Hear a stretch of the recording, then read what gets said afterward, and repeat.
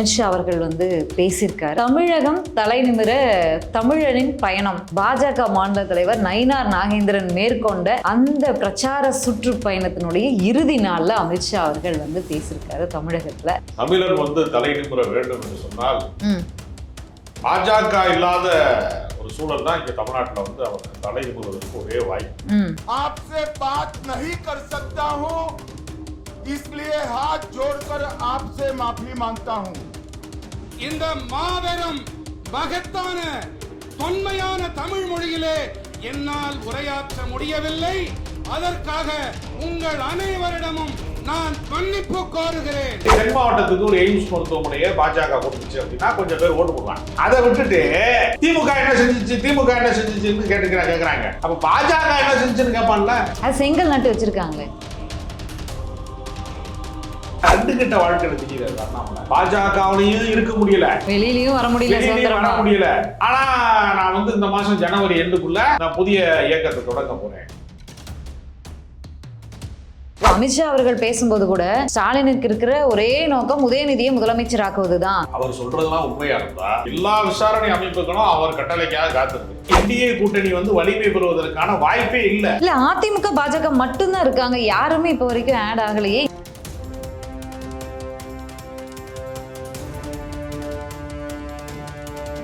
நேயர்களுக்கு வணக்கம். நிகழ்ச்சியில் சிறப்பு விருந்தினராக அரசியல் விமர்சகர் திரு ராஜகம்பீரன் இணைந்திருக்கிறார். பேசலாம். வணக்கம் சார், எப்படி இருக்கீங்க? நிறைய ஹாட் நியூஸ் போயிட்டு இருக்கு சமூக வலைதளங்கள்லேயே. வந்து முன்னாடி எப்படி தளபதி மோதலோ அந்த மாதிரி இப்போ பராசக்தி ஜனநாயக மோதலாம் போயிட்டு இருக்கு. அதை பத்தி பேசுறதுக்கு முன்னாடி அதை விட ஒரு முக்கியமான சம்பவம் நடந்திருக்கு தமிழ்நாட்டில். அமித்ஷா அவர்கள் வந்து பேசியிருக்காரு. அதுவும் எந்த நிகழ்ச்சியில பேசியிருக்காரு அப்படிங்கிறதா முக்கியமான விஷயம். தமிழகம் தலைநிமிர தமிழனின் பயணம் அப்படின்னு பாஜக மாநில தலைவர் நயினார் நாகேந்திரன் மேற்கொண்ட அந்த பிரச்சார சுற்றுப்பயணத்தினுடைய இறுதி நாளில் அமித்ஷா அவர்கள் வந்து பேசியிருக்காரு தமிழகத்தில். அந்த சுற்றுப்பயணத்தை பற்றி முதல்ல நீங்கள் என்ன நினைக்கிறீங்க? தமிழர் வந்து தலைநிமிர வேண்டும் என்று சொன்னால் பாஜக இல்லாத ஒரு சூழல் தான் இங்க தமிழ்நாட்டில் வந்து அவர் தலைநிமிர்வதற்கு ஒரே வாய்ப்பு. ஏன்னா ஆட்சி அதிகாரத்துல 11 ஆண்டு காலமாக இந்த முறை இருக்கிறாங்க.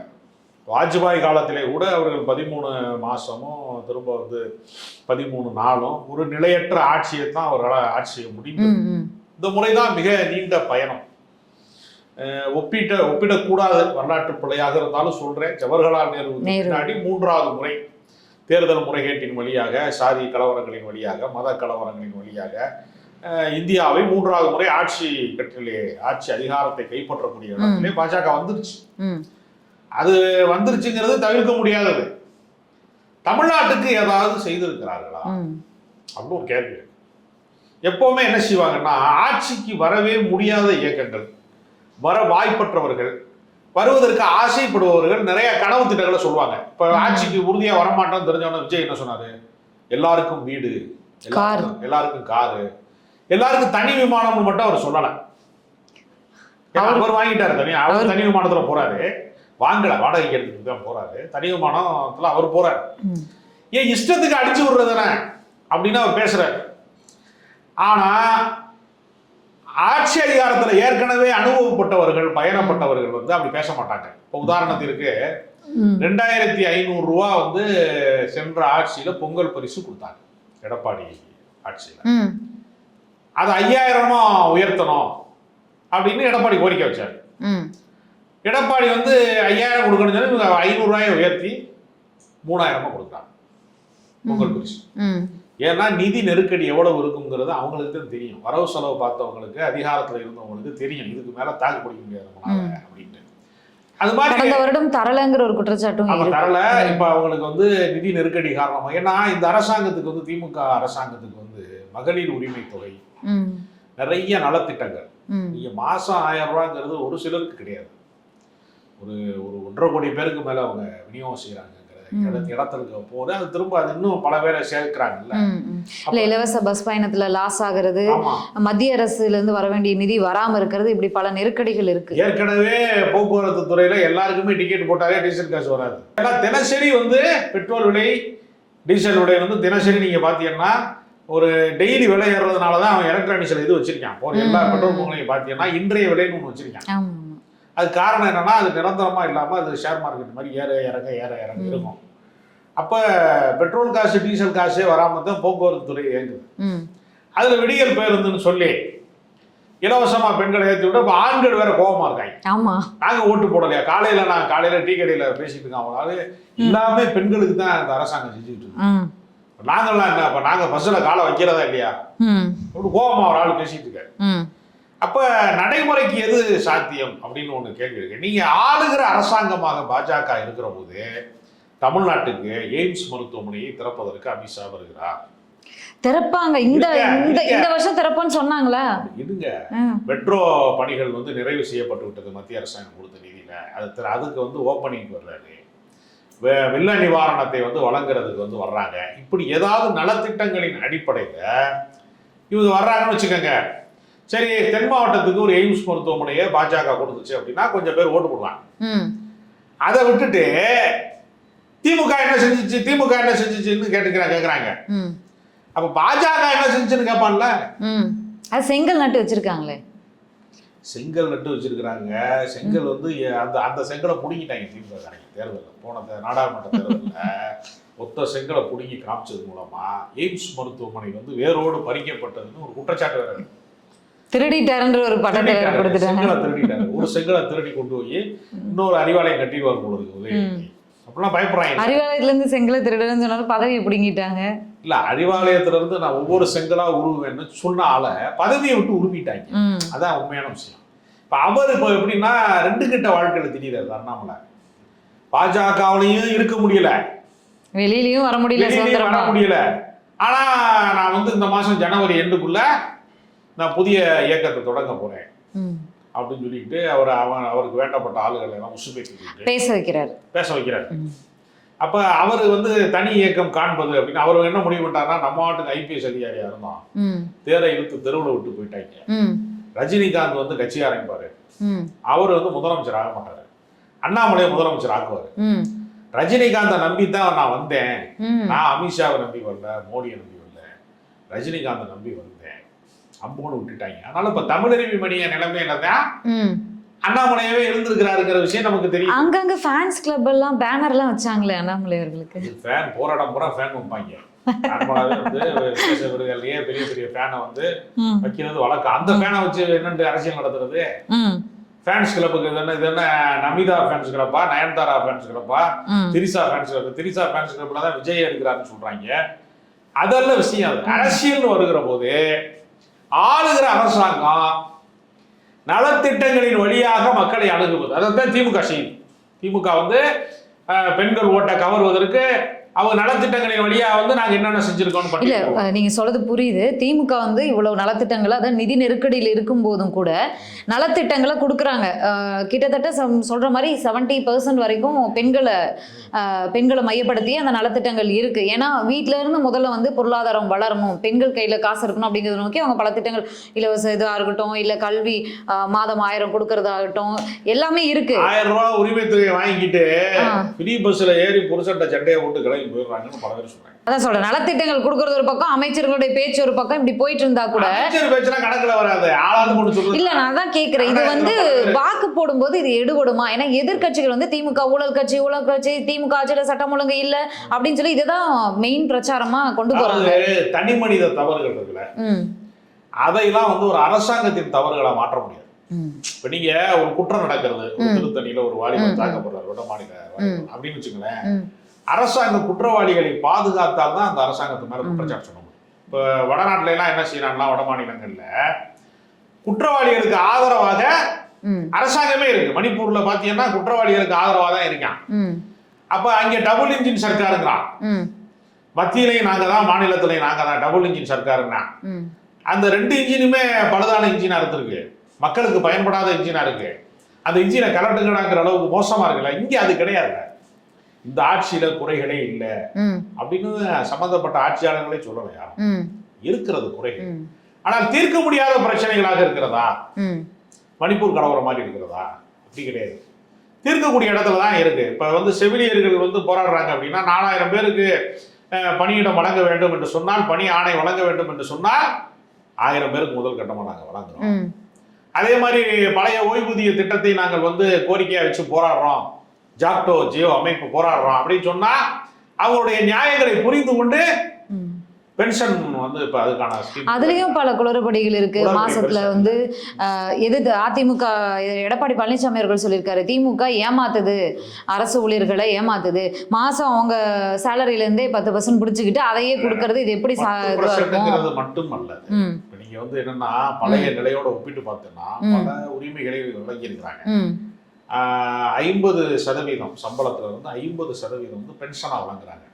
எதிர்பாராத மரணம் அல்லது கடைசி சேலரியோடைய கடைசி சேலரி கூடுதலா அதிகமா இருக்கும். வாத்தியார் சம்பளம் 45,000 ரூபாய்க்கு வேலைக்கு சேருவான், முடிக்கும் போது 1 லட்சம் ரூபாய்க்கு மேல வந்துடும். அப்ப கடைசி சம்பளத்துல பாதிக்கிறப்ப 50,000 ரூபாய் பென்ஷன் வந்துடும்ல. அது வந்து ரொம்ப நல்ல விஷயம். அது மாதிரி யாராவது உயிரிழந்து விட்டார்கள், இறந்து விட்டார்கள் அப்படின்னா அதுல 60% கொடுக்குறோம்ங்கிறாங்க, எல்லாம் முறைப்படுத்தி இருக்கிறாங்க. அது மாதிரி இந்த பணிக்கொடை, அதாவது என்ன சொல்றதுன்னா ஓய்வு பெறுகிற போது வழங்கக்கூடிய தொகையெல்லாம் உயர்த்தி இருக்கிறாங்க, எல்லாமே 25 லட்சம் ரூபாய். அது மாதிரி பல விஷயங்களை அவர்கள் செய்திருக்கிறாங்க. அதனால அந்த சம்பந்தப்பட்ட அமைப்பு ஏற்றுக்கொண்ட பின்னாடி இதையெல்லாம் வழங்க மறுத்த எடப்பாடி வந்து அதை பேசுறதுக்கு யோகியதை இருக்கான்னு ஒரு கேள்வி. 23 வருஷமா போராடிட்டு இருக்காங்க. கொஞ்ச நாள் கிடையாது, நேற்று முந்தா நாள் கிடையாது, ஜெயலலிதா காலத்துல இருந்து போராடிக்கிட்டு இருக்கிறாங்க. அப்ப இவ்வளவு நீண்ட போராட்டத்திற்கு முடிவு வந்திருக்கிறது வைத்தறிச்சல் ஆகிப்போச்சு. என்னடா வந்து நடக்காதுன்னு நினைச்சோம், இந்த ஓய்வூதியத்தை கொடுத்துட்டாங்க. அதே மாதிரி நம்ம வந்து இந்த பிரச்சனைகள், தீராத பிரச்சனைகள், கொழுந்து விட்டு எரியக்கூடிய பிரச்சனைகள்லாம் இருக்கலாம், அதெல்லாம் நடவடிக்கை எடுக்கிறாங்க. விரைந்து விசாரணை செய்து அண்ணா பல்கலைக்கழக மாணவிக்கு நேர்ந்த துயரத்துக்கெல்லாம் உடனடியாக விசாரணை தீவிரமாக வந்து தீர்ப்பும் ரொம்ப விரைவா வந்துருச்சு. இல்லை, இப்போ அமித்ஷா அவர்கள் பேசும்போது கூட ஸ்டாலினுக்கு இருக்கிற ஒரே நோக்கம் உதயநிதியை முதலமைச்சராக்குவது தான். 20% கமிஷன் கேட்குறாங்க, அதனால எந்த தொழில்துறை தொடங்குவதற்கும் எந்த பெரிய நிறுவனங்களும் தமிழ்நாட்டுக்கு வர அஞ்சுறாங்க. ஊழல் ஊழல் ஊழல்ல நம்பர் 1ல இருக்கிறது, அதிகமான ஊழல் பண்ணக்கூடிய அமைச்சர்கள் எம்எல்ஏக்களை வச்சிருப்பது தமிழ்நாடு தான் அப்படின்னு ரொம்ப இதுவாக பேசியிருக்காரு. அவர் சொல்றதெல்லாம் உண்மையா இருந்தா எல்லா விசாரணை அமைப்புகளும் அவர் கட்டளைக்காக காத்திருக்கிறது. அதிகாரத்தை வந்து மிகப்பெரிய அளவுல துஷ்பிரயோகம் செய்யக்கூடியவர்கள் பாஜகவுடைய அரசு என்பது எல்லாருக்குமே தெரியும். அதனால அவர் அது உண்மையா இருந்தா நடவடிக்கை எடுத்து எல்லாருமே ஜெயிலுக்கு அனுப்பக்கூடியவங்க தானே அவங்க, யாரையுமே விடக்கூடிய ஆட்கள் கிடையாதுல்ல. அதனால இவர் கண்ணாடி முன்னாடி நின்று பேசுறாராங்கிற சந்தேகம் நமக்கு வருது. அமித்ஷா வந்து சுய விமர்சனம் செய்து கொண்டாரா? ஏன்னா தமிழ்நாட்டில் கட்சி வேறு பதிப்பதற்கான அடிப்படை கோட்பாடுகளும் சரியில்லை. கோட்பாடு மதவாதமாக இருக்கிறது, மத வெறுப்பு பிரச்சாரமாக இருக்கிறது, கலவரம். மதுரைக்கு மெட்ரோவை கொண்டு வாங்கடானா கலவரத்தை கொண்டு வர்றாங்க. ட்ரெயின் வந்தால் நாங்கள் ஏறி போகலாம், வேலைக்கு போகலாம், நல்லது கெட்டதுக்கு போகலான்னு மதுரைக்காரன் கேட்டால் கலவரத்துக்கு ஆளை கூட்டிட்டு வர்றாங்க. அப்போ எப்படி ஓட்டு போடுவேன்? இப்ப திமுக கூட்டணி சிதலம் அடைஞ்சிட்டு வருதுலாம் பேசியிருக்காங்க. எங்கே சிதலம் பேசியிருக்காங்க? ஆனா என்டிஏ கூட்டணியில இதுவரைக்கும் ஒருத்தர் கூட வந்து சேரலையே. என்டிஏ கூட்டணியில இருக்காங்கன்னு நினைச்சவங்க எல்லாம் இன்னைக்கு தாவேக்கா நோக்கி ஓடுறத பார்த்து அடம் பிடிக்குதுங்க. ஆமா, 1% கீழான வாக்கு வங்கி கடந்த சட்டமன்ற தேர்தலில் இந்த நாடாளுமன்றத்துல கொஞ்சம் ஓட்டு வாங்கி கடைசி நேரத்துல தோத்ததுனால இப்ப 2% அதிகபட்சம் போனா அந்த கட்சி அடம் முடிக்குது. எங்களை கூட்டணிக்கு வாங்க வாங்கன்னு எல்லாரும் அழைச்சிக்கிட்டு இருக்காங்க, நாங்க அறிவிப்போம் மெதுவா அப்படின்னு சொல்லி. அது பேரம் படிக்கல, அதனால அவங்க வரமாட்டேங்கிறாங்க. யார் வர்றதுக்கு தயாரா இருக்கா? பாமக ரெண்டா வந்து மாம்பழத்தை வந்து அப்படியே சாப்பிட முடியல, 2 துண்டாக்கிட்டாங்க மாம்பழத்தை, ஆளுக்கு ஒரு பீஸை வச்சுட்டு இருக்காங்க.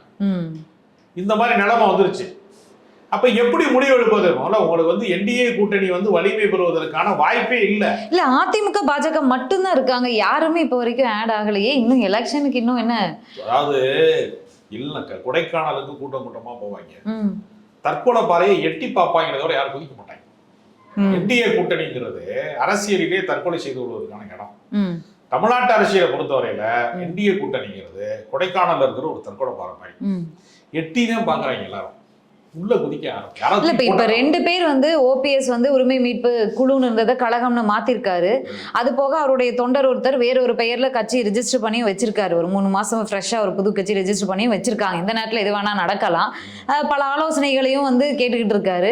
ஓபிஎஸும் டிடிவி தினகரனும் எந்த காலத்திலயும் என்டிஏ விட்டு வர முடியாது, அவங்களுக்கு பல நெருக்கடிகள் இருக்கு, அமித்ஷா விட்டுற மாட்டாருன்னு பேசியிருந்தும் கூட அவங்களே இன்னைக்கு வெளியில வந்து பாஜகவை கடுமையா விமர்சிச்சுட்டு இருக்காங்க, தீர்மானம்லாம் போட்டிருக்காங்க. அப்படிங்கும்போது வேறொரு கூட்டணியில போய் இணைய போறாங்கன்ற ஒரு பார்வை. அவங்களுக்கு என்ன ஆப்ஷன் இருக்கு? திமுக கூட்டணி வந்து ஹவுஸ்ஃபுல் போர்டுல. ஆமா, திமுகவுக்கு போக மாட்டாங்க, ஏன்னா எதிரி அப்படின்னு அவங்களுக்கு ஒரே எதிரி எடப்பாடி பழனிசாமி. திமுக பக்கம் போயிட்டா துரோகிகள் வந்து இதுல வந்து எனக்கு எம்ஜிஆருடைய வாழ்க்கை பூரா யாரை வந்து விமர்சித்தாரோ எந்த அவரோட அங்கே சேர்ந்துட்டாங்க, அது கன்ஃபார்ம் ஆயிடுச்சு அப்படின்னு சொல்லுவாங்க. அங்கே போக மாட்டாங்க. திமுக பக்கம் போக வழி இல்லை. தனித்து நின்றா ஒன்றும் ஆக போறது இல்லை. இன்னொரு முறை பலாப்பழ சின்னத்துல போய் நிற்க முடியாது. அப்ப என்ன வாய்ப்பு இருக்கிறதுன்னு தெரியல. இப்ப தமிழ்நாட்டில் இருக்கிற தலைவர்கள்லயே மூத்த அரசியல் தலைவரா விஜய் தான் இருக்கிறாங்க. நீங்க வேற யாருமே இல்லை. என்ன ஜேசிடி ஓபிஎஸ் ஆதரவாளர் ஜேசிடி பிரபாகரன் அவர் கூட சொன்னாரு, எம்ஜிஆருக்கு பிறகு அண்ணன் விஜய தான் நான் வந்து பாக்குறேன் இவ்வளவு கூட்டம். ஜேசிடி பிரபாகர் வயசுக்கே வந்து அவர் தெரிஞ்சு 64 இருக்கும்னு நினைக்கிறவருக்கு. அவருக்கு அண்ணனா தெரிகிறாரு. ஆனா என்னன்னா வந்து உலகநாயகன் எப்படி வந்து பார்ட் டைம் பாலிடிக்ஸ் பண்ணாரோ அதேதான் விஜய் ஃபாலோ பண்ணாரு. உலகநாயகன் கூட்டம் கொஞ்சம் கூடுது. வெளியில சொல்றது எம்ஜிஆர் சொல்றாரு, எம்ஜிஆர் மாதிரி நான் வந்துருவேன் அப்படின்னு விஜய் சொல்லி பில்டப் கொடுக்குறாரு. கொடுத்துட்டு உலகநாயகன் மாதிரி வேலை செய்யறாரு. உலகநாயகன் என்ன செஞ்சாரு? கட்சி ஆரம்பிச்சுட்டு பிக் பாஸ் போயிட்டாரு. அதே மாதிரிதான் இதுவும் களப்பணி இல்ல, கருத்தியல் இல்ல, மக்கள் சந்திப்பு இல்ல, நிர்வாகிகள் சந்திப்பு இல்ல, பிராக்டிக்கலா ஒரு கட்சியை வந்து அடுத்த கட்டத்துக்கு நகர்த்துறதுல. இப்ப நீங்க நாகீர் சம்பத் வந்து இது வரைக்கும் வந்து கட்சியில சேர்ந்தாருங்க. விஜய் கலந்து கொள்ளக்கூடிய கூட்டத்துல ஏன் நாகீர் சம்பத் இல்லைன்னு ஒரு கேள்வி. விஜய் எங்க கலந்துகிட்டாருன்னு ஒரு கேள்வி இருக்குல்ல. விஜய் வந்து மாசம் ஒரு முறை வெளியில இல்ல நாஞ்சில் சம்பத் கலந்துகிட்ட பிறகு எங்க கலந்துகிட்டாரு இவரு? அதெல்லாம் மக்கள் சந்திப்புலாம் நடந்துச்சு. ஆமா, செங்கோட்டை ஆமா ஆமா, ஈரோடுல ஒரு மக்கள் சந்திப்பு நடந்துச்சு. ரெண்டு நிகழ்வு நடந்திருக்கு, பாண்டிச்சேரி, ஈரோடு. என்ன செய்வாங்கன்னா நான் பார்த்திருக்கேன் நேரடியாகவே. இதே ஈரோடுல எல்லாரையும் பேச வச்சாங்க புதுசா. ஏன்னா விஜய் மட்டும் தான் பேசுவாரு. ஈரோடுல எல்லாருமே ஆதவஜனா பேசினாரு, அருண்ராஜ் பேசினாரு, எல்லாரும் பேசினாங்க. நாஞ்சில் சம்பத்துக்கு அங்க இடம் இல்ல. அதாங்க ஜெயலலிதா என்ன செய்வாங்கன்னா தன்னுடைய பொதுக்குழு, நிர்வாக குழு, இந்த மாதிரி கட்சியினுடைய முதன்மையான கூட்டங்கள்ல ஜெயலலிதாவை பற்றி அந்த பிம்பத்தை பில்டப் பயங்கரமா டெவலப் பண்றதுக்கு காளிமுத்து சபாநாயகர் சீமான் அவர்களுடைய மாமனார், மறைந்ததனால் மாமனார், மறையலைனா மாமனார். ஆமா, காளிமுத்து உயிரோட தான் அவனை கொண்டிருப்பாரு. சரி, ஓகே. அப்ப மறைந்ததனால் மாமனார் ஆயிட்டார்ல, அவர் வந்து பேசுவாரு. இந்த இது வந்து சாதாரண இயக்கம் அல்ல அதிமுக அப்படி பேசுவாரு. நாங்க வந்து ஜெயின் ஜார்ஜ் கோட்டை மட்டுமல்ல செங்கோட்டையை பிடிப்போம்டா நாங்க அப்படிப்பாரு. அவர் பக்கத்துல தான் இருந்திருப்பாரு. ஆமா, அந்த பில்டப் எல்லாம் கொடுக்கறது இருக்குல்ல. ஒரு கட்சி தலைவரை வந்து அப்படி எப்படி வந்து ஒரு தன்னுடைய தமிழால் வாழ்த்தி பிரமாதமா பேசுவார். அதெல்லாம் வந்து கொடுக்கக்கூடிய ஆளு நாஞ்சில் சம்பத். ஆனா பேச விட மாட்டேங்கிறான். ஏன் பேச விட மாட்டேங்கிறான்னா நாஞ்சில் சம்பத் பேசினா மற்ற பேச்செல்லாம் எடுபடாது. இல்ல, அவரை சுருக்கிட்டாங்க. திமுக மேடைகள்ல ஸ்டாலின் அமர்ந்திருக்கும் போது பேசிய நாஞ்சில் சம்பத், கலைஞர் அவர்கள் அமர்ந்திருக்கும் போது பேசிய நாஞ்சில் சம்பித்த இப்ப வந்து அந்த சின்ன சின்ன கூட்டங்களுக்கு அனுப்பி அவர் வந்து சுருக்கி வச்சு என்ன பண்றாங்கன்னா விசில் அடிக்கிறவங்க கூட்டத்துக்குள்ள உள்ள நெரிசல்ல விடுறாங்க அவரை. அவர் பேசுற தமிழ் இவங்களுக்கு விளங்குமான்னு தெரியல. அது பஞ்சு டைலாக் ஏதாவது ஆண்டுக்கு விஜய் படத்துல வர டைலாக் எல்லாம் பேசுங்கன்னு சொன்னாங்கன்னு வச்சுக்கோங்க, கடுப்பாயிரும். ஏன்னா அவர் வந்து அகநானூறு, புறநானூறு, சங்க இலக்கியம் எல்லாமே படிச்சிருக்கிறார். அதனால எப்படி அரசியலை வந்து நடத்தக்கூடாது என்பதற்கான உதாரணமாக தாவேக்க தனக்கு எதிராக பேசுறவங்கள புடிச்சு கூண்டுக்குள்ள போடுற மாதிரி நாஞ்சில் சம்பத் அவர்களை போட்டுட்டாங்க. கடைசியா என்ன செய்யறாங்கன்னா அந்த கார்பரேட் கம்பெனில பேமெண்ட் வாங்கிட்டு பணம் வாங்கிட்டு சம்பளத்துக்கு வேலை செய்யறாங்க. அதே மாதிரிதான் சம்பளத்துக்கு தான் பூரா பேர் போயிருக்கான். இந்த நிர்வாகி பட்டியல் போடுறாங்கல்ல, அவன் எல்லாருமே பேமெண்ட்டுக்கு தான் போயிருக்கான். ஒருத்தர் கூட கொள்கைக்காக கோட்பாட்டுக்காக போனது மாதிரியே தெரியல. ஐடி கம்பெனிக்கு வேலைக்கு போன மாதிரியே போயிருக்கான். ஐடி கம்பெனியில் திடீர்னு வேலையை எடுத்துக்கிறாங்க தெரியுமா? எலெக்ஷன் முடிஞ்சோடனே கம்பெனி திவாலாயிரும் அப்படிங்கிற மாதிரி போயிருக்காங்க போறான்.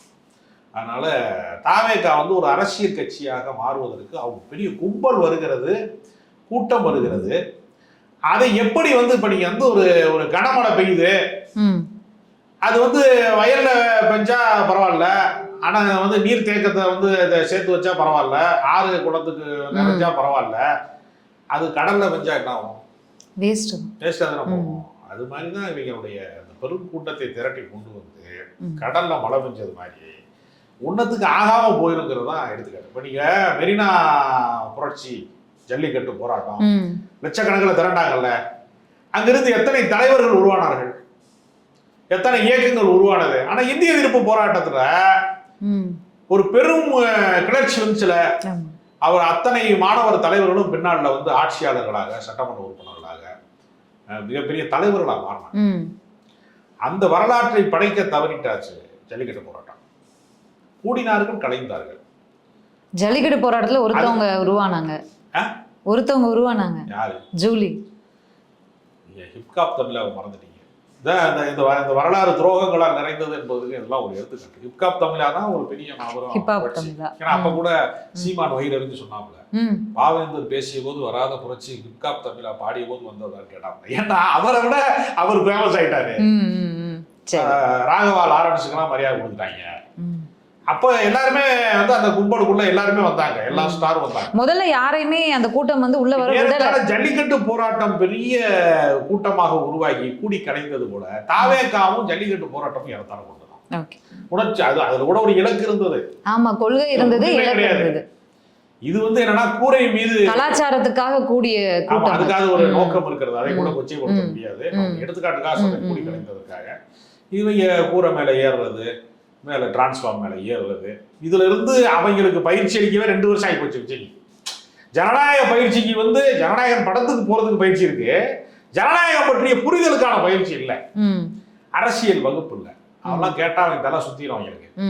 அதனால இவைகளெல்லாம் திருத்திடலாம், இந்த கூட்டத்தை எல்லாம் ஒழுங்குபடுத்திடலாம், இந்த கனமழையை வந்து நீர்த்தேக்கமா கட்டிடலாம்னு ஐயனாவே மாதிரி பத்திரிகையாளர்கள்லாம் லைட்டா உள்ள போனதோட நம்ம மூழ்கிடுவோம், கழுத்து வரைக்கும் மூழ்கிடுவோம், கனமழை வந்து நம்மளை காலி பண்ணிடும், புயல் மழையா இருக்கு, இது யாருக்கும் பயன்படாது. அதனால தமிழ்நாட்டு அரசியல்ல ஒரு தெளிவில்லாத கூட்டணி, திசை இல்லாத பயணம், ஒரு எந்த முறையும் இல்லாத ஒரு இடத்தை நோக்கி அரசியல் போகிறது. என்டர்டெயின்மெண்ட்டுக்காகவே வாழ்றாங்களா அப்படின்னு. ஏன்னா எல்லா காலத்திலயுமே அரசியல்ல டி ராஜேந்தர், மன்சூர் அலியா, பாக்கியராஜ், ஒவ்வொரு காலகட்டத்திலையுமே நீங்க பாத்தீங்கன்னா அதிரடியான பொய்களை சொல்றதுல சுப்பிரமணிய சாமி மாதிரி யாருமே கிடையாது. அதிரடியா ஏதாவது சொல்றோம். அதிமுக அமைச்சர்களிலே 8 பேருக்கு எய்ட்ஸ் நினைக்கிறதெல்லாம் பேசுவாப்புல சுப்பிரமணிய சாமி. வர 29ஆம் தேதி தேர்தல் ஆட்சியை கலப்பேன் பாப்புல. இப்ப எல்லாம் சோசியல் மீடியால வந்து உயிரோட இருக்கிறவன செத்து போயிட்டான்னு சொல்லி அஞ்சலி செலுத்திட்டு இருக்காங்க. பாருங்க, ஆமா ஆமா, பலர் செலுத்திட்டாங்க, பலமுறை. இப்ப மறுபடியும் செத்தாருன்னா எப்படி அஞ்சலி செலுத்துவாங்க தெரியல. உயிரோட இருக்கிற ஆளுக்கு அஞ்சலி செலுத்துறாங்க. ஓகே, டிவி சேனல்ஸோட அந்த பிரேக்கிங் இது வந்து மக்களுக்கும் பரவிடுச்சு அப்படின்னு பிரேக்கிங் நியூஸோட பிரேக் வயர் அத்துட்டாங்க, பொய்களா போட்டு வருது. அதனால இப்ப வந்து இவங்க யாருக்குமே தெளிவற்றதா இருக்கு. திமுக கூட்டணி மட்டும்தான் எத்தனை முரண்பாடுகள் இருந்தாலும் எத்தனை விமர்சனங்கள் இருந்தாலும் ஒரு உறுதிமிக்க கான்கிரீட்டான கூட்டணியாக திமுக கூட்டணி மட்டும்தான். கூட்டணிலாம் உதிரிகளா இருக்கான், உதிரி பூக்களா இருக்கான், ஒரு மாலையா கட்டப்படாம இருக்கான். ஓகே, நன்றி சார், நன்றி.